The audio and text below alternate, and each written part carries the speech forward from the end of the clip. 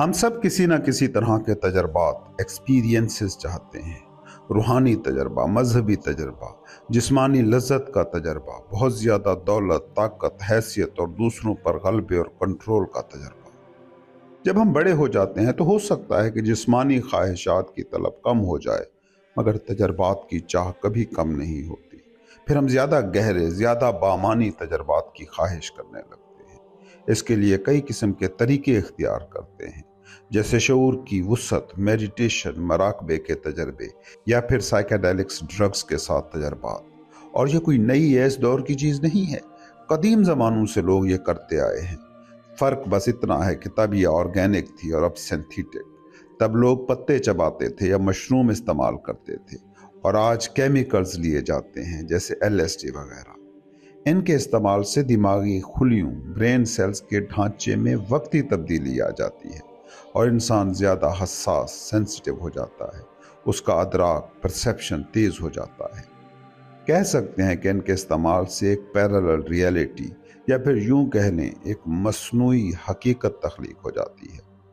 تجربات کی یہ طلب انسان میں کیوں ہے؟ یہ نشانی ہے کہ انسان کے اندر کوئی خلا ہے جسے وہ ان تجربات سے بھر لینا چاہتا ہے۔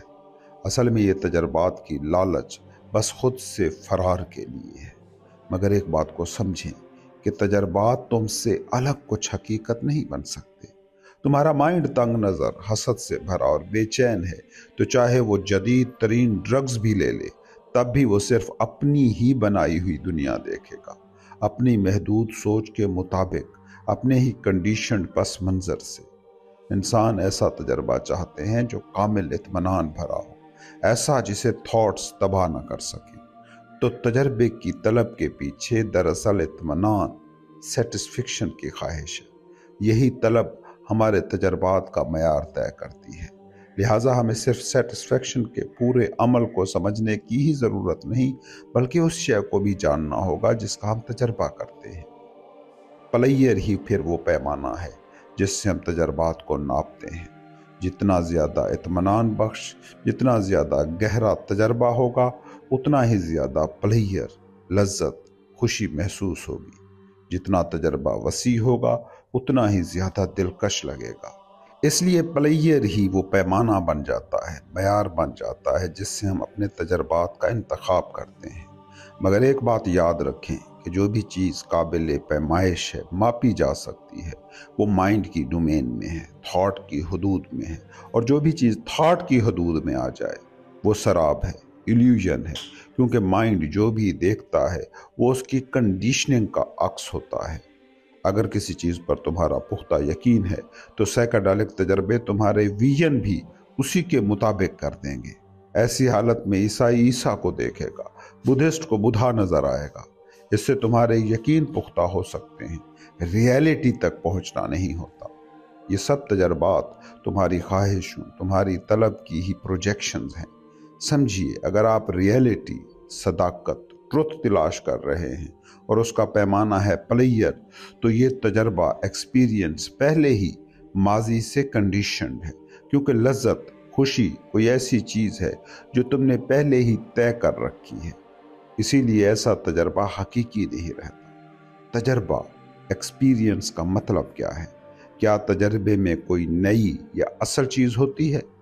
تجربہ دراصل یادوں، میموریز کا ایک مجموعہ ہوتا ہے جو کسی چیلنج کے جواب میں رد عمل دیتا ہے، اور یہ رد عمل صرف اسی پس منظر، بیک گراؤنڈ سے آ سکتا ہے جو پہلے سے موجود ہو۔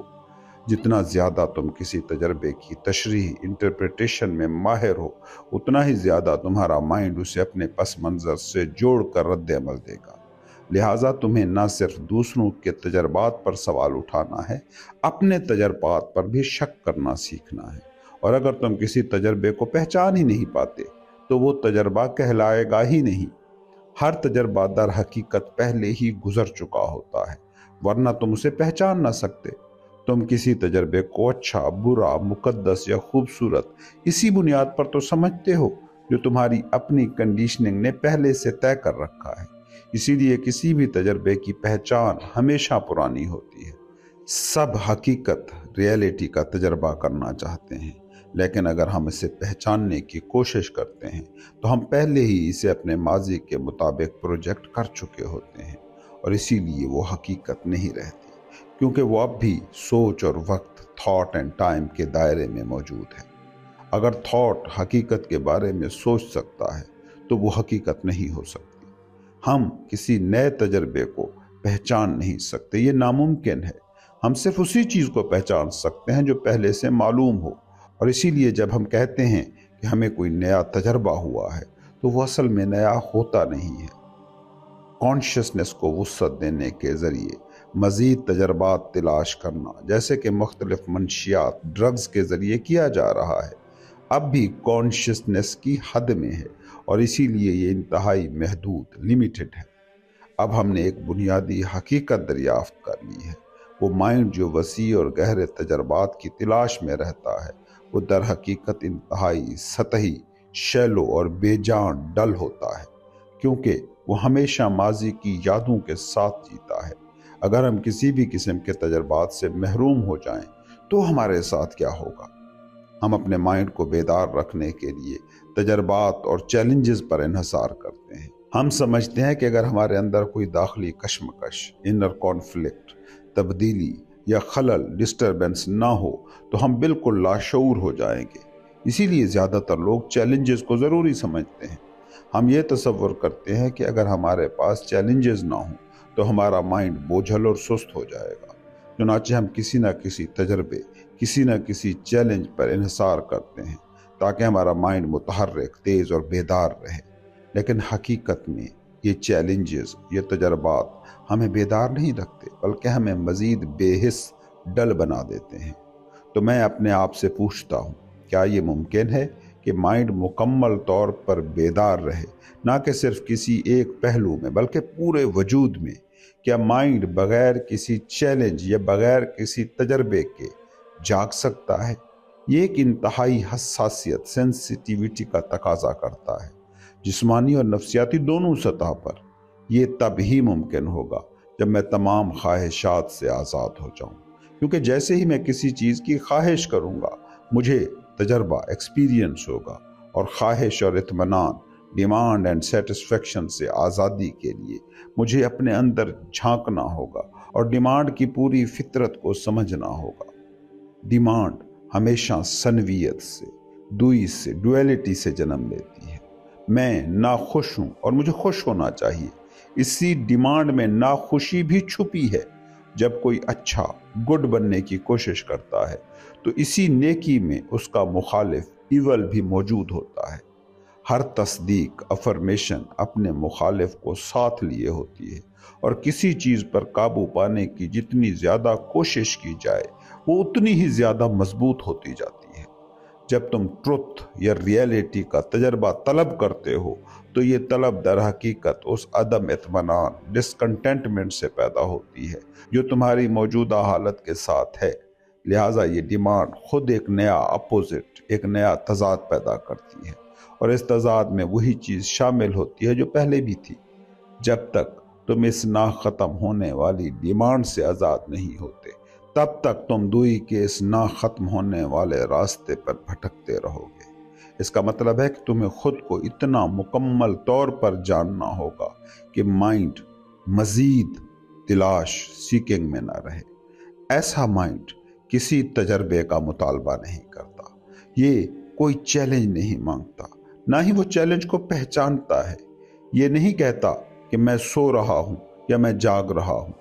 یہ مکمل طور پر وہی ہو جاتا ہے جو وہ ہے۔ صرف مایوس، محدود اور کنڈیشنڈ مائنڈ ہی ہمیشہ مزید، مور کی تلاش میں ہوتا ہے۔ کیا یہ ممکن ہے کہ ہم اس دنیا میں مزید کی خواہش کے بغیر جئیں، بغیر کسی مسلسل موازنے کے، کمپیریزن کے؟ یقیناً ممکن ہے، لیکن اسے خود دریافت کرنا ہوگا۔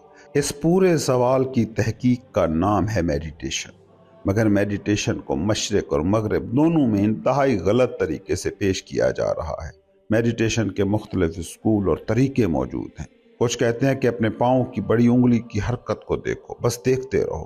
کچھ کہتے ہیں کہ مخصوص انداز میں بیٹھو، مخصوص آسن میں بیٹھو، مخصوص انداز میں سانس لو، یا اویئرنس کی، مائنڈفلنس کی مشق کرو۔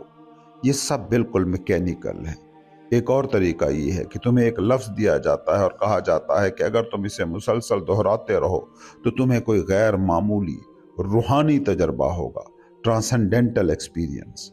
یہ سراسر بے وقوفی ہے۔ یہ ایک قسم کا خود کو نیند میں لے جانا، سیلف ہپنوسس ہے۔ چاہے تم آمین کہو، اوم کہو یا کوکا کولا مسلسل دہراتے رہو تو ظاہر ہے کہ تمہیں خاص قسم کا تجربہ ہوگا، کیونکہ دہرانے، ریپیٹیشن سے مائنڈ خاموش ہو جاتا ہے۔ یہ کوئی نئی بات نہیں ہے، ہزاروں سالوں سے بھارت میں اسے منترا یوگا کہا جا رہا ہے۔ دہرائی، ریپیٹیشن کے ذریعے تم مائنڈ کو نرم اور پرسکون کر سکتے ہو، لیکن یہ اب بھی وہی محدود اور بے وقت مائنڈ ہے۔ یہ بالکل ایسا ہی ہے جیسے تم باغ میں سے کوئی ایک ٹہنی اٹھا کر اسے اپنے گھر کے طاق پر رکھ دو اور روز اس کے سامنے ایک پھول رکھو۔ ایک مہینے میں تم اسے پوجنے لگو گے، اور اگر کسی دن اس کے سامنے پھول نہ رکھا تو یہ گناہ محسوس ہوگا۔ حقیقی میڈیٹیشن کسی بھی سسٹم کی پیروی کا نام نہیں ہے۔ یہ مسلسل دہرانے یا نقالی، امیٹیشن کا عمل نہیں ہے۔ میڈیٹیشن ارتکاز، کنسنٹریشن بھی نہیں ہے۔ کچھ میڈیٹیشنز کے گروز اپنی تعلیمات میں ارتکاز پر بہت زور دیتے ہیں کہ اسٹوڈنٹ کو ایک تھاٹ پر مائنڈ کو مرکوز، فکس کرنا چاہیے اور تمام دوسرے تھاٹس کو نکال دینا چاہیے۔ یہ انتہائی بے وقوفی اور بدصورت طریقہ ہے جو کوئی بھی اسکول کا بچہ زبردستی کر سکتا ہے۔ اس کا مطلب ہے کہ تمہارے اندر مسلسل ایک جنگ چل رہی ہوگی۔ ایک طرف زبردستی مائنڈ کو ایک تھاٹ پر مرکوز رکھنے کا دباؤ، اور دوسری طرف مائنڈ جو مسلسل مختلف چیزوں کی طرف بھٹک رہا ہوگا۔ جب تمہارا مائنڈ کسی اور چیز کی طرف جاتا ہے تو اس کا مطلب ہے کہ تم اس چیز میں زیادہ دلچسپی نہیں رکھتے، اس میں رکھتے ہو۔ میڈیٹیشن میں غیر معمولی حد تک چوکنا مائنڈ، الرٹ مائنڈ درکار ہوتا ہے۔ یہ زندگی کی ٹوٹیلٹی، کلیت کو سمجھنے کا عمل ہے، جہاں ہر قسم کی تقسیم، فریگمنٹیشن ختم ہو جاتی ہے۔ میڈیٹیشن تھاٹس کو کنٹرول کرنے کا نام نہیں ہے، کیونکہ جب تم تھاٹس کو کنٹرول کرتے ہو تو یہ مائنڈ میں ایک نیا کانفلکٹ، ایک نیا تنازع پیدا کرتا ہے۔ لیکن جب تم تھاٹ کی ساخت، سٹرکچر اور اس کے آغاز، اس کے اوریجن کو سمجھ لیتے ہو تو تھاٹ خود بخود دخل اندازی بند کر دیتا ہے۔ اس سمجھ، اس فہم، انڈرسٹینڈنگ کے اندر ایک فطری ڈسپلن موجود ہوتا ہے، اور یہی میڈیٹیشن ہے۔ میڈیٹیشن یہ ہے کہ ہر تھاٹ، ہر فیلنگ سے اویئر، باخبر رہا جائے۔ کبھی یہ نہ کہا جائے کہ یہ صحیح ہے، یہ غلط، بلکہ بس اسے دیکھا جائے، اس کے ساتھ بہا جائے۔ جب تم اس مشاہدے، اس واچنگ میں داخل ہوتے ہو تو تھاٹس اور فیلنگز کی پوری حرکت، پوری موومنٹ کو سمجھنے لگتے ہو، اور اسی اویئرنیس سے خاموشی، سائلنس کا جنم ہوتا ہے۔ جو خاموشی تھاٹس کے ذریعے پیدا کی جاتی ہے وہ جامد، سٹیگننٹ ہوتی ہے اور مردہ ہوتی ہے، لیکن وہ خاموشی جو تب آتی ہے جب تھاٹ نے خود کو سمجھ لیا ہو، جب اس نے اپنے آغاز، بگننگ اور اپنی اصل نیچر، فطرت کو پہچان لیا ہو، جب یہ جان لیا ہو کہ ہر تھاٹ کبھی بھی آزاد نہیں ہوتا بلکہ ہمیشہ پرانا ہوتا ہے۔ یہی وہ خاموشی ہے جو اصل میڈیٹیشن ہے، جہاں میڈیٹیٹر مکمل طور پر غائب ہو جاتا ہے، کیونکہ مائنڈ نے خود کو ماضی سے خالی کر دیا ہوتا ہے۔ اگر تم اس ویڈیو کو 1 گھنٹے تک مکمل توجہ، پوری اٹینشن کے ساتھ سنتے ہو تو یہ میڈیٹیشن ہے، لیکن اگر تم نے صرف چند لفظ اٹھائے، کچھ خیالات اکٹھے کیے تاکہ بعد میں ان پر سوچو، تو یہ میڈیٹیشن نہیں رہی۔ میڈیٹیشن وہ مائنڈ سٹیٹ ہے جو ہر چیز کو مکمل توجہ سے دیکھتی ہے، مکمل طور پر، صرف کسی ایک حصے کو نہیں، اور کوئی بھی تمہیں یہ نہیں سکھا سکتا کہ کیسے اٹینٹیو رہنا ہے۔ اگر کوئی سسٹم تمہیں یہ چوکنا پن، یہ اٹینٹیونیس سکھاتا ہے تو تم اس سسٹم کے حوالے سے چوکنے ہو جاؤ گے، نہ کہ خود حقیقت میں چوکنے، اٹینٹیو۔ میڈیٹیشن زندگی کے عظیم ترین فنون میں سے ایک ہے، شاید سب سے عظیم، اور یہ کسی سے سیکھی نہیں جا سکتی۔ یہی اس کا حسن ہے۔ اس کا کوئی طریقہ نہیں ہے، کوئی ٹیکنیک نہیں ہے، اس لیے اس کی کوئی سند، کوئی اتھارٹی نہیں ہے۔ جب تم خود کو سیکھتے ہو، خود کو دیکھتے ہو، तुम कैसे चलते हो, कैसे खाते हो, क्या कहते हो, गपशप कैसे करते हो, नफरत हसद में कैसे पड़ते हो, अगर तुम इन सब से चॉइस के बगैर बाखबर अवेयर हो तो यही मेडिटेशन है। मेडिटेशन किसी भी वक्त हो सकती है, जब तुम बस में बैठे हो, जब रोशनी और साए से भरे जंगल में चल रहे हो, जब परिंदों के गाने सुन रहे हो, या जब तुम अपनी बीवी या बच्चे के चेहरे को देख रहे हो। मेडिटेशन की फहम में, अंडरस्टैंडिंग में मोहब्बत, लव शामिल होती है।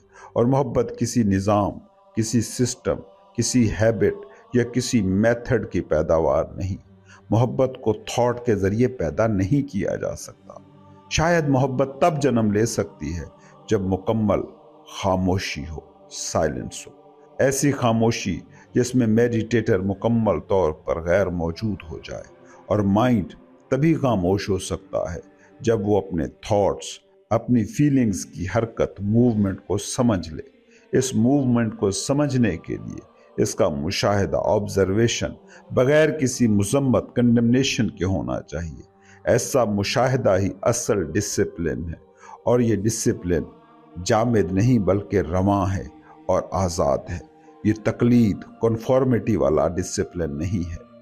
ये बुनियादी हकीकत समझ में आ जाए तो अपने अंदर एक मुकम्मल इनकलाब लाना मुमकिन हो जाता है। ऐसा इनकलाब जो मौजूदा समाजी ढांचे से बिल्कुल मुख्तलिफ हो। आज का माशरा एक खौफनाक हकीकत है। यहाँ मुसलसल जारहियत, एग्रेशन की जंगें हैं, चाहे वो दिफाई हो या हमलावर। हमें मुकम्मल तौर पर कुछ नया चाहिए, एक ऐसा इनकलाब, एक ऐसा तगय्युर, एक ऐसी म्यूटेशन जो माइंड के अंदर वाक़े हो।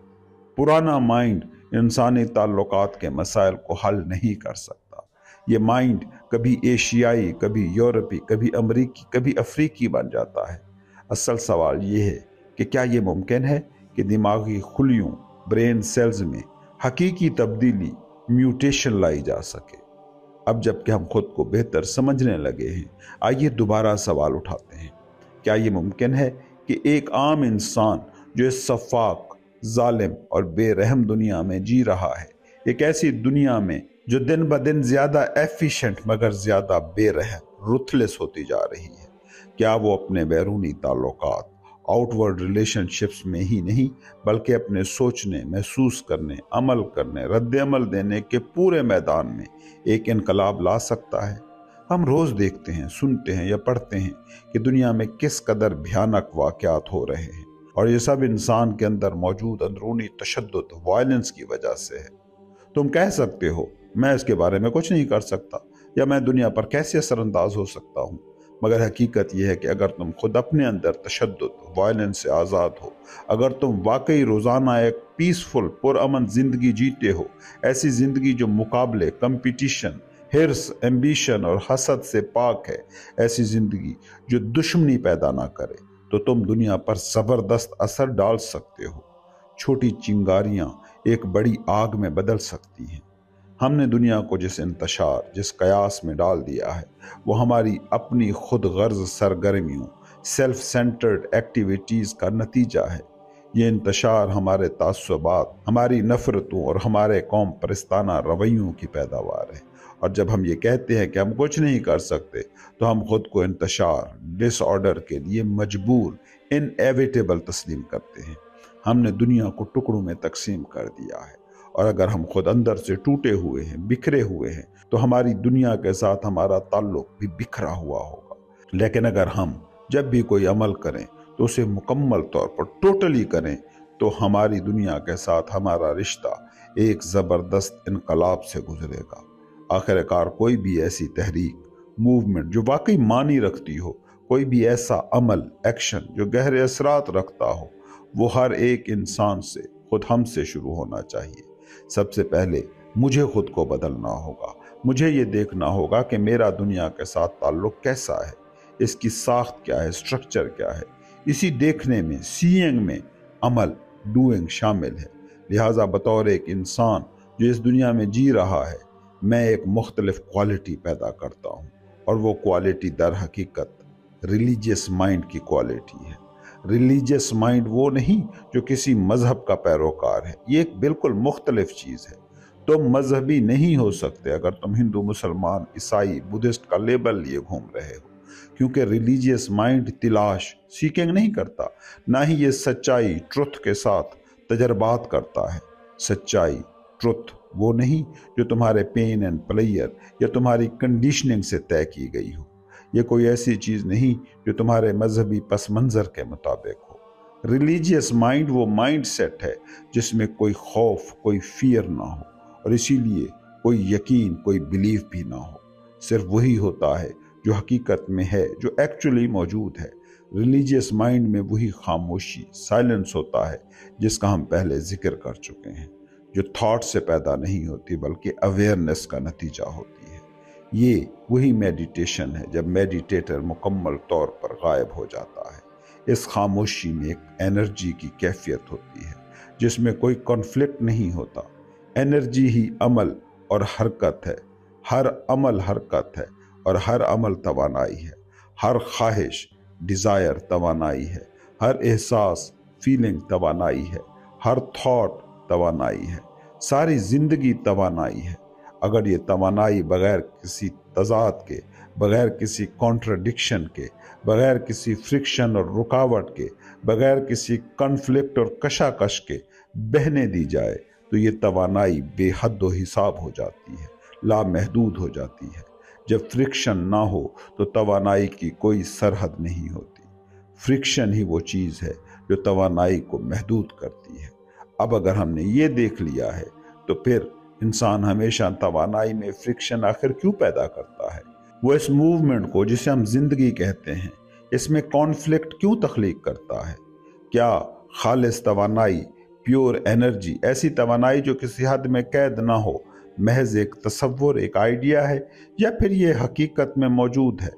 हमें तवानाई सिर्फ अपने अंदर मुकम्मल इनकलाब, टोटल रेवोल्यूशन लाने के लिए ही नहीं चाहिए, बल्कि तहकीक, इन्वेस्टिगेशन के लिए, देखने के लिए और एक्शन के लिए भी दरकार है। लेकिन जब तक हमारे किसी भी ताल्लुक, रिलेशनशिप में फ्रिक्शन मौजूद हो, तवानाई ज़ाय होती रहेगी। चाहे वो शौहर और बीवी के दरमियान हो, इंसान और इंसान के दरमियान हो, किसी कम्युनिटी और दूसरी कम्युनिटी के दरमियान हो, किसी मुल्क और दूसरे मुल्क के दरमियान हो, या किसी एक नज़रिए और दूसरे नज़रिए के दरमियान हो। अगर किसी भी सतह पर अंदरूनी, इनवर्ट या बैरूनी, आउटवर्ड फ्रिक्शन है, चाहे वो जितनी भी बारीक और नादीदा क्यों ना हो, तो तवानाई ज़ाय होगी। जब तक मुशाहिदा करने वाला, ऑब्जर्वर, और मुशाहिदा किए जाने वाला, ऑब्जर्व्ड के दरमियान वक्त, टाइम का गैप है, ये फ्रिक्शन पैदा करेगा और तवानाई ज़ाय होगी। लेकिन जब ऑब्जर्वर ही ऑब्जर्व्ड बन जाता है तो फिर कोई टाइम इंटरवल, कोई गैप बाकी नहीं रह जाता, और तब तवानाई अपनी बुलंद तरीन सतह पर होती है। तब ये तवानाई बगैर किसी मकसद, बगैर किसी मोटिव के होती है और ख़ुद ब खुद अपना अमल दरियाफ्त कर लेती है, क्योंकि फिर मैं आई बाकी नहीं रहता। हम जिस उलझन, कन्फ्यूजन में रहते हैं, उसे समझने के लिए एक ज़बरदस्त तवानाई दरकार है। और जब माइंड में ये एहसास आता है कि मुझे समझना है, तो यही एहसास उसे दरियाफ्त करने की ताकत, वाइटैलिटी देता है। लेकिन दरियाफ्त, सर्चिंग का मतलब है वक्त, टाइम, और जैसा कि हम देख चुके हैं, आहिस्ता आहिस्ता माइंड की कंडीशनिंग को ख़त्म करना हल नहीं है। वक्त, टाइम हल नहीं है। चाहे हम बूढ़े हों या जवान, ये अभी इसी लम्हे मुमकिन है कि ज़िंदगी के पूरे अमल को, प्रोसेस ऑफ लाइफ को एक नई जहत, नई डायमेंशन दे दी जाए। जो हम हैं उसके मुखालिफ को तलाश करना, सीकिंग द अपोजिट, भी हल नहीं है। और किसी भी निज़ाम, किसी गुरु, किसी फ़लसफ़ी, किसी मजहबी पेशवा के ज़रिए पैदा करदा मसनूई डिसिप्लिन भी कोई हल नहीं है। ये सब बचकाना है। जब हम ये सब देख लेते हैं तो हम खुद से सवाल करते हैं, क्या ये मुमकिन है कि हम सदियों की इस भारी कंडीशनिंग को फ़ौरन तोड़ दें और किसी नई कंडीशनिंग में दाखिल हुए बगैर मुकम्मल तौर पर आज़ाद हो जाएं? क्या ये मुमकिन है कि माइंड बिल्कुल नया, ऑल टुगेदर न्यू हो, हसास हो, जिंदा हो, मुकम्मल तौर पर अवेयर हो, शिद्दत से बेदार हो और किसी भी मसले से निमटने की सलाहियत रखता हो? यही असल मसला है, इसके अलावा कोई और मसला नहीं। کیونکہ جب مائنڈ واقعی نیا ہو جاتا ہے تو وہ کسی بھی مسئلے کو حل کر سکتا ہے۔ یہی وہ واحد سوال ہے جو ہمیں خود سے کرنا ہے، لیکن ہم سوال نہیں کرتے۔ ہم چاہتے ہیں کہ بس ہمیں بتا دیا جائے۔ ہمارے مائنڈ کی ساخت میں سب سے حیران کن چیز یہ ہے کہ ہم سب چاہتے ہیں کہ ہمیں بتایا جائے، کیونکہ ہم 10,000 سال کے پروپیگنڈا کا نتیجہ ہے۔ ہم چاہتے ہیں کہ ہماری سوچ کو کوئی دوسرا تصدیق کرے، کنفرم کرے، اسے تقویت دے، جبکہ سوال کرنا در حقیقت خود سے سوال کرنا ہے۔ جو کچھ میں کہہ رہا ہوں اس کی اہمیت بہت کم ہے۔ تم اس ویڈیو کے ختم ہوتے وقت تک اسے بھول چکے ہوگے، یا تم چند جملے یاد رکھو گے، انہیں دہراتے رہو گے، یا جو کچھ تم نے یہاں سنا ہے اس کا کسی اور سے موازنہ کرو گے، لیکن تم اپنی زندگی کا سامنا نہیں کرو گے۔ اور اصل چیز تمہاری اپنی زندگی ہے، تمہاری معمولی سوچ پیٹینس، تمہاری سطحی فکر شیلونس، تمہاری درندگی بروٹیلٹی، تمہاری تشدد پسندی، تمہاری لالچیں، تمہاری ہرس، تمہاری روزانہ کی اذیتیں اور تمہارا ناختم ہونے والا دکھ، یہ سب وہ چیزیں ہیں جنہیں تم نے خود سمجھنا ہے، اور دنیا میں کوئی بھی نہ زمین پر نہ آسمان میں تمہیں اس سے بچا سکتا ہے سوائے تمہارے اپنے۔ کیا تم اپنی روزمرہ زندگی کے تمام معاملات کو دیکھ سکتے ہو؟ جب تم قلم اٹھاتے ہو، جب تم بات کرتے ہو، جب ڈرائیو پر نکلتے ہو، جب جنگل میں اکیلے چلتے ہو، کیا تم ایک سانس میں، ایک نظر میں، فی الفور خود کو ویسا دیکھ سکتے ہو جیسے تم حقیقت میں ہو؟ جب تم خود کو جان لیتے ہو جیسے تم حقیقت میں ہو تو تم انسان کی ساری جد و جہد، اس کے ڈیلیوژنز، اس کی منافقتیں، اس کی تلاش کو سمجھنے لگتے ہو۔ لیکن اس کے لیے تمہیں اپنے پورے وجود میں انتہائی ایماندار، آنیسٹ ہونا پڑے گا۔ جب تم اپنے اصولوں، پرنسپلز کے مطابق عمل کرتے ہو تو تم بے ایمانی کر رہے ہو، کیونکہ جب تم اس کے مطابق عمل کرتے ہو جو تمہیں ہونا چاہیے تو تم وہ نہیں ہوتے جو تم حقیقت میں ہو۔ نظریات، آئیڈیلز رکھنا ایک ظالمانہ عمل ہے۔ اگر تمہارے پاس کوئی نظریہ، عقیدہ، بلیف، اصول، پرنسپلز ہیں تو تم خود کو براہ راست دیکھ ہی نہیں سکتے۔ تو کیا تم مکمل طور پر منفی لا ہو سکتے ہو؟ کیا تم مکمل طور پر خاموش ہو سکتے ہو؟ نہ سوچ رہے ہو، نہ خوف زدہ ہو، اور پھر بھی حیرت انگیز طور پر، شدید طور پر زندہ ہو۔ وہ مائنڈ سٹیٹ جو مزید کسی کوشش کے قابل نہیں رہتی، وہی اصل ریلیجیس مائنڈ ہے، اور اسی مائنڈ سٹیٹ میں تم شاید اس چیز پر پہنچ جاؤ جسے ٹروتھ، ریئلٹی، بلس، خدا، حسن یا محبت کہا جاتا ہے۔ لیکن یہ چیز کسی دعوت، انویٹیشن سے حاصل نہیں کی جا سکتی۔ یہ بنیادی نقطہ سمجھو، یہ چیز دعوت سے نہیں ملے گی، یہ تلاش سے حاصل نہیں ہوگی، کیونکہ مائنڈ بہت بے وقوف، بہت محدود ہے۔ تمہاری جذباتیت، ایموشنز بہت سطحی، شیڈوئی ہیں۔ تمہارا طرز زندگی بہت زیادہ الجھا ہوا، کنفیوزڈ ہے کہ یہ بے انتہا حقیقت، ایمنسٹی تمہارے چھوٹے مائنڈ، تمہاری محدود زندگی میں داخل ہو سکے۔ تم اسے دعوت نہیں دے سکتے۔ اگر تم دعوت دو تو تمہیں معلوم ہونا چاہیے کہ تم کیا بلا رہے ہو، اور تم نہیں جان سکتے۔ یہ فرق نہیں پڑتا کہ کون کہتا ہے۔ جیسے ہی کوئی کہتا ہے میں جانتا ہوں تو حقیقت میں وہ نہیں جانتا۔ جیسے ہی کوئی کہتا ہے میں نے اسے پا لیا تو حقیقت میں اس نے نہیں پایا۔ اگر کوئی کہتا ہے میں نے اس کا تجربہ کیا ہے تو اس کا مطلب ہے کہ اس نے کبھی اس کا تجربہ نہیں کیا۔ یہ سب صرف دوسرے انسانوں کو استحصال، ایکسپلائٹ کرنے کے طریقے ہیں، چاہے وہ تمہارا دوست ہو یا دشمن۔ تو کیا یہ ممکن ہے کہ یہ چیز خود بخود ظاہر ہو جائے، بغیر کسی انویٹیشن کے، بغیر کسی دعوت کے، بغیر کسی انتظار کے، بغیر کسی تلاش کے، بغیر کسی جستجو کے؟ بس اسی طرح جیسے ٹھنڈی ہوا اندر آ جاتی ہے جب تم کھڑکی کھولتے ہو۔ تم ہوا کو دعوت نہیں دے سکتے، لیکن تمہیں کھڑکی کھلی رکھنی ہوگی۔ مگر اس کا یہ مطلب نہیں کہ تم انتظار کرو، کیونکہ یہ بھی ایک خود فریبی، ایک ڈسیپشن ہے۔ اور اس کا یہ مطلب بھی نہیں کہ تم خود کو وصول، ریسیو کرنے کے لیے کھول دو، کیونکہ یہ بھی ایک اور قسم کا تھاٹ ہے۔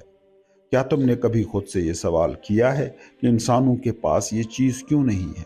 وہ بچے پیدا کرتے ہیں، جنسی تعلق رکھتے ہیں، نرمی، ٹینڈرنس محسوس کرتے ہیں، ایک دوسرے کے ساتھ بانٹتے ہیں، شیئرنگ کا احساس رکھتے ہیں، دوستی، رفاقت، محبت کا جذبہ رکھتے ہیں، لیکن یہ کیوں نہیں ہے؟ کیا کبھی تم نے ویسے ہی سست روی سے یہ سوچا ہے؟ جب تم کسی گندی سڑک پر تنہا چل رہے ہو، یا بس میں بیٹھے ہو، یا کسی سمندر کے کنارے چھٹی منا رہے ہو، یا جنگل میں پرندوں، درختوں، ندیوں اور جنگلی جانوروں کے درمیان چل رہے ہو، کیا کبھی تمہیں یہ خیال آتا ہے کہ انسان جو لاکھوں سالوں سے زندہ ہے، اس کے پاس یہ غیر معمولی، کبھی نہ مرجھانے والا پھول کیوں نہیں ہے؟ کیوں تم ایک انسان جو اتنے قابل ہو، اتنے کلیور، اتنے چالاک، اتنے کمپیٹیٹیو، جس کے پاس حیرت انگیز ٹیکنالوجی ہے، جو آسمانوں تک پہنچ چکا ہے، سمندروں کی گہرائیوں میں اتر چکا ہے، جو حیران کن الیکٹرانک دماغ ایجاد کر سکتا ہے، کیوں تمہارے پاس وہ ایک چیز نہیں ہے جو سب سے زیادہ اہم ہے؟ کیا تم نے کبھی واقعی سنجیدگی سے اس سوال کو سوچا ہے کہ تمہارا دل خالی کیوں ہے؟ اگر تم خود سے یہ سوال کرو تو تمہارا جواب کیا ہوگا؟ ایسا جواب جو کسی چالاکی یا ابہام سے پاک ہو۔ تمہارا جواب اسی شدت پر منحصر ہوگا جس شدت کے ساتھ تم نے سوال کیا ہوگا، اور اسی احساس سے ضرورت، اسی ارجنسی پر منحصر ہوگا جو تمہارے اندر موجود ہوگی۔ لیکن تم نہ شدت رکھتے ہو، نہ ارجنسی محسوس کرتے ہو، کیونکہ تمہارے پاس وہ توانائی، انرجی ہی نہیں، اور یہ توانائی ہی در حقیقت جذبہ، پیشن ہے، اور بغیر پیشن کے تم کسی بھی ٹروتھ تک پہنچ نہیں سکتے۔ پیشن وہ ہوتا ہے جس میں ایک آگ ہو، ایک فیوری، ایسا جذبہ جس میں کوئی چھپی ہوئی خواہش، ہڈن وانٹ نہ ہو۔ جذبہ ایک خوفناک چیز ہے، کیونکہ اگر تم میں یہ موجود ہو تو تم نہیں جانتے کہ یہ تمہیں کہاں لے جائے گا۔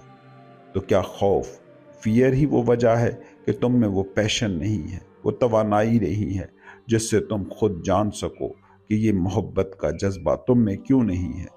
یہ شعلہ، فلیم تمہارے دل میں کیوں نہیں جل رہا؟ اگر تم نے واقعی اپنے مائنڈ اور دل کو قریب سے جانچا ہو تو تمہیں معلوم ہوگا کہ تمہارے پاس یہ کیوں نہیں ہے۔ اور اگر تم واقعی شدت سے، پوری ایمانداری سے یہ تلاش کرو کہ یہ تم میں کیوں نہیں ہے، تو تمہیں معلوم ہوگا کہ یہ ہمیشہ سے موجود تھا، صرف مکمل نفی، کمپلیٹ نیگیشن کے ذریعے، جو پیشن کی سب سے اعلیٰ شکل ہے۔